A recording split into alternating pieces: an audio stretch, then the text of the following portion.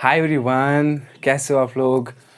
तो आज पहली बार है कि मैं दिन में वीडियो बना रहा हूँ। अदरवाइज़ मैं ऑलवेज़ नाइट को वीडियो बनाता हूँ। तो आज हम जो टॉपिक पढ़ने वाले हैं वो है प्रिंसिपल ऑफ होमोजेनिटी। तो ये यूनिट्स एंड मेजरमेंट्स का ही टॉपिक है, principal of homogeneity. Principal of homogeneity. देखो, इस टॉपिक की डेफिनेशन, इसको डीप अंडरस्टैंडिंग के लिए मैं जाने से पहले मैं आपसे 2-3 सिंपल क्वेश्चंस पूछूंगा एंड आपको बहुत ज़्यादा मज़ा आएगा उन क्वेश्चंस का आंसर देने में। एंड बिकॉज आपको उनके आंसर्स पता भी है। चलो, पहले मैं आपसे पूछता हूँ कि अगर मैं ऐड करूँ 2 kg मास को 5 सेकेंड्स, इसका क्या आंसर आएगा? क्या आंसर आएगा इसका? नहीं पता। तो आप बोलोगे भाई सर क्या पूछ रहा है भाई, इसका तो सेंस ही नहीं भर रहा है। 2 kg मास को ऐड करेंगे 5 सेकेंड्स। आप बोलोगे मतलब this question doesn't make sense, यही बोलोगे ना। तो चलो ठीक है, मैं मानता हूँ कि this question doesn't make sense. I agree with you guys, you are correct on this. चलो ठीक है, मैं दूसरा क्वेश्चन पूछता हूँ। 5 मीटर लेंथ को 5 kgs ऐड करो, आंसर क्या आएगा? ये भी सेंस ही नहीं बना रहा है। चलो ये भी सही है। अब मैं बोलूंगा 5 kg को ऐड करो 3 kg, आपका आंसर सेंस बना रहा है? बना रहा है। कितना आएगा? 8 kgs। तो यहां पे इसने सेंस बनाया, यहां पे इसने सेंस नहीं बनाया ना, इस सिचुएशन में सेंस बनाया। तो मसला कहां पे है? तो आपका आंसर क्या होगा?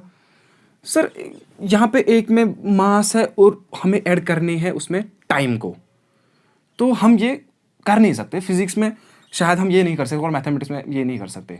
एग्जैक्टली नहीं कर सकते, एग्जैक्टली नहीं कर सकते। ये यहाँ पे भी हम लेंथ एंड जो मास है नहीं ऐड कर सकते। चलो यही केस सब्ट्रैक्शन में 5 मीटर माइनस 5 kg, सेंस बना रहा है? नहीं बना रहा है। तो देखो, आपको भी पता है, मुझे भी पता है कि ये वाले सेंस नहीं बनाते, बट ये वाला सेंस बना रहा है। इसी तरीके से चलो ये वाला सेंस बना रहा है क्या? 5 मीटर्स को ऐड करेंगे 10 मीटर्स। हाँ सर, सेंस बना रहा है 15 मीटर्स। आपको समझ आ रहा है? जब मैं 2 डिफरेंट फिजिकल क्वांटिटीज को लेता हूं, ये एक फिजिकल क्वांटिटी है ना kg, एक्चुअली ये बेस क्वांटिटी, फंडामेंटल क्वांटिटी है। यहां पे टाइम है, फंडामेंटल क्वांटिटी फिजिकल क्वांटिटी है, ठीक है। यहां पे तो 2 डिफरेंट है, इस केस में भी 2 डिफरेंट फिजिकल क्वांटिटीज है, इसमें भी 2 डिफरेंट फिजिकल क्वांटिटीज है। तो सेंस नहीं बना रहे, हम ऐड ही नहीं कर पा रहे ना, सब्ट्रैक्ट कर पा रहे। बट यहां पे हम अच्छे से ऐड कर पा रहे हैं जब हम सेम फिजिकल क्वांटिटी ले रहे हैं। इसी तरीके से अगर मैं बोलूं 10 सेकंड्स को सब्ट्रैक्ट करना है 2 सेकंड्स, आप अच्छे से बोलोगे 8 सेकंड्स। तो इस वाले में भी सेंस बना रहा है जब ये फिजिकल क्वांटिटी एंड ये फिजिकल क्वांटिटी सेम हो। ये है principal of homogeneity. Principal of homogeneity हमें बोलता है कि अगर आपके पास 2 फिजिकल क्वांटिटीज है, वो सिमिलर है, तब आप उनको एडिशन और सब्ट्रैक्शन कर सकते हो। एंड अगर आपके पास 2 फिजिकल क्वांटिटी ऐसी है जो सेम नहीं है, तो आप उनका एडिशन नहीं कर सकते। अगर आपके पास सेम है तो आप उनका सब्ट्रैक्शन और एडिशन कर सकते हैं। ये है प्रिंसिपल ऑफ होमोजेनिटी। तो अब इसको लिखते हैं इंग्लिश में। क्या लिखते हैं इंग्लिश में? देखो इंग्लिश में कैसे लिखे। ये बोलता है वी कैन ऐड और सब्ट्रैक्ट सिमिलर फिजिकल क्वांटिटीज। यही हमने सीखा ना, ये हमें पता भी है एक्चुअली। अगर आप फिजिक्स के स्टूडेंट नहीं हो तब भी आप इस प्रिंसिपल का यूज करते हो डेली लाइफ में, एक्चुअली हर कोई करता है। तो ये है प्रिंसिपल ऑफ होमोजेनिटी। ये बोलता है कि हम ऐड और सब्ट्रैक्ट उन्हीं क्वांटिटीज को कर सकते हैं जो सिमिलर हो। यहां पे आप ध्यान दें, यहां पे सेम नहीं है, यहां पे सेम नहीं है। तो सिमिलर और सेम में क्या फर्क है? देखो सिमिलर एक अगर आप फिजिक्स में इस टर्म को देखोगे तो यहां पे सेम डायमेंशंस, तो अभी इसको सीखेंगे, 2 मिनट में इसको सीखेंगे। देखो अगर मैं एक एग्जांपल लूं, देखो क्या मैं वर्क प्लस एनर्जी कर सकता हूं? क्या मैं इन दो क्वांटिटीज़ का ऐड और इन दो क्वांटिटीज़ का सब्ट्रैक्ट कर सकता हूँ क्या? हालांकि ये सेम क्वांटिटी नहीं है, ये फिजिकल क्वांटिटी डिफरेंट है, ये फिजिकल क्वांटिटी डिफरेंट है। और अगर हम अभी वाली डेफिनेशन देखेंगे कि वो क्वांटिटी सेम होनी चाहिए, तो हम ये नहीं कर सकते। लेकिन एक्चुअली में फिजिक्स में हम ये कर पाते हैं। एंड आप अगर अपने फोटो इलेक्ट्रिक इफेक्ट की जो इक्वेशन देखी होगी, तो उसमें हम वर्क एंड एनर्जी को एड सब्ट्रैक्ट कर पाते हैं। Actually work and energy similar physical quantities है, सिमिलर, सेम नहीं है बट सिमिलर फिजिकल क्वांटिटीज है। तो सिमिलर का मतलब क्या हो, इनके डायमेंशन सेम है, इनके डायमेंशंस सेम है और इनकी जो डायमेंशनल फार्मूला है वो सेम है, डायमेंशनल फार्मूला। एंड जिन दो फिजिकल क्वांटिटीज की डायमेंशनल फार्मूला और उनके डायमेंशन सेम हो, तो हम उन फिजिकल क्वांटिटीज को सिमिलर बोलते हैं। तो हम इस जो ये डेफिनेशन है, इसको हम थोड़ा डिफरेंट वे लिख सकते हैं। तो हम क्या बोलेंगे, each term in an equation must have same dimensions। देखो, आप एक इक्वेशन होती है ना, उसके दो साइड्स होते हैं, ठीक है, left side and right side. And उसमें कुछ टर्म्स दी हुई होती है, जैसे सपोज ये टर्म है, ये टर्म है, बाद में एक सब्ट्रैक्शन टर्म है, ठीक है, और इक्वालिटी जीरो, ये एक इक्वेशन है। एंड ये बोलता है, ये प्रिंसिपल बोलता है हम ऐसा कर सकते हैं, ऐड कर सकते हैं, सब्ट्रैक्ट कर सकते हैं, तभी अगर इस फिजिकल क्वांटिटी एंड इस फिजिकल क्वांटिटी के सेम डायमेंशन हो और ये फिजिकल क्वांटिटी एंड ये फिजिकल क्वांटिटी सिमिलर हो, ये बोलता है प्रिंसिपल ऑफ होमोजेनिटी। तो सर आप बोलोगे कि सर हमने तो बहुत सारी इक्वेशंस देखी है जहाँ पे ऐसा लगता है कि वहाँ पे डिफरेंट फिजिकल क्वांटिटीज है। एग्जाम्पल के तौर पे S is equal to u t plus half of AT square, ये equation of motion for uniform acceleration. तो हम इसको लिख सकते हैं S is equal to u t minus half of AT square is equal to 0। तो सर यहाँ पे तो एक डिस्प्लेसमेंट है, दूसरा वेलोसिटी इनटू टाइम है, तीसरा एक्सेलरेशन इनटू टाइम स्क्वायर है। सर ये कहाँ से सिमिलर है? देखो, अगर इस पे आप गौर करोगे ना, ये सिमिलर ही है।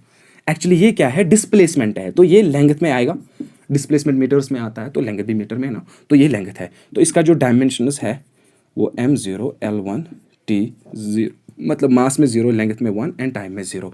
अगर आप इसकी बात करोगे u इंटू टाइम, ये क्या है, वेलोसिटी, इनिशियल वेलोसिटी होती है वहां पे, जब पढ़ेंगे तब अच्छे से सीखेंगे। Initial velocity into time, velocity क्या होती है, डिस्प्लेसमेंट ओवर टाइम इंटू क्या है, टाइम। ये टाइम और खत्म हो गया ना, ये क्या निकला, डिस्प्लेसमेंट निकला ना, लेंथ ही निकला, लेंथ। तो लेंथ क्या आएगा, अगर आप इसके डायमेंशन m0 L1 t0, जरा देखो इसी तरीके से अगर आप इस पे देखोगे, हाफ ऑफ AT स्क्वायर, जो ये कांस्टेंट है, इसके डायमेंशंस नहीं होते, मैंने इस पे ऑलरेडी वीडियो बनाया, अगर नहीं पता है तो just go and check that video. तो ये एक्सेलरेशन इनटू t स्क्वायर है। एक्सेलरेशन क्या होता है, velocity over time, actually change in velocity over time into time square, अपना टाइम है ना, तो वेलोसिटी क्या होती है, डिस्प्लेसमेंट ओवर टाइम, नीचे अपना टाइम है, तो ये t स्क्वायर है, टी स्क्वायर खत्म हो गया, ये क्या निकला, डिस्प्लेसमेंट क्या है, लेंथ। तो डायमेंशंस क्या आएंगे, m0 L1 t0। जरा देखो, इसकी डायमेंशंस मास में 0, लेंथ में 1, टाइम में 0, इसके डायमेंशंस मास में 0, लेंथ में 1, टाइम में 0, इसके डायमेंशंस मास में 0, लेंथ में 1, टाइम में 0। तभी तो हम इन क्वांटिटीज को ऐड और सब्ट्रैक्ट कर पाए। अब ध्यान दे रहे हो, एक्चुअली हर एक इक्वेशन, जो भी इक्वेशन बनी है फिजिक्स में, वो एटलीस्ट डायमेंशनली करेक्ट होनी चाहिए। मतलब हर टर्म जिससे भी इक्वेशन बनी है, क्योंकि इक्वेशन टर्म से तो बनती है, हर टर्म के डायमेंशन सेम आने चाहिए और वो सिमिलर होने चाहिए। एंड यहाँ पे हमने देखा हर एक क्वांटिटी एक्चुअली लेंथ को रिप्रेजेंट कर रही है, एक्चुअली हर एक टर्म लेंथ को रिप्रेजेंट करती है। तो हम इस प्रिंसिपल का यूज करके थोड़ा चेक करेंगे कि क्या हम अननोन नंबर्स और अननोन क्वांटिटीज का वैल्यू निकाल सकते हैं कि नहीं निकाल सकते हैं। तो सपोज हमारे पास दिया हुआ है v is equal to AT plus BT square plus BT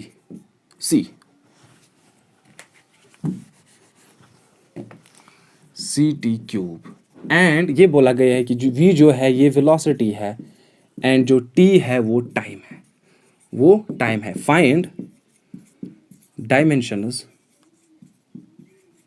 of A B and C. तो हम किसका यूज करेंगे? Principle of homogeneity solution. तो v माइनस ए टी एक साइड में लेने की जरूरत नहीं है, बट अब मैं आपके लिए ले रहा हूं, minus B T square minus C T cube is equal to 0। तो इसके डायमेंशन एंड इस पूरी टर्म के डायमेंशन, इस पूरी टर्म के डायमेंशन एंड इस पूरी टर्म के डायमेंशन सेम होने चाहिए।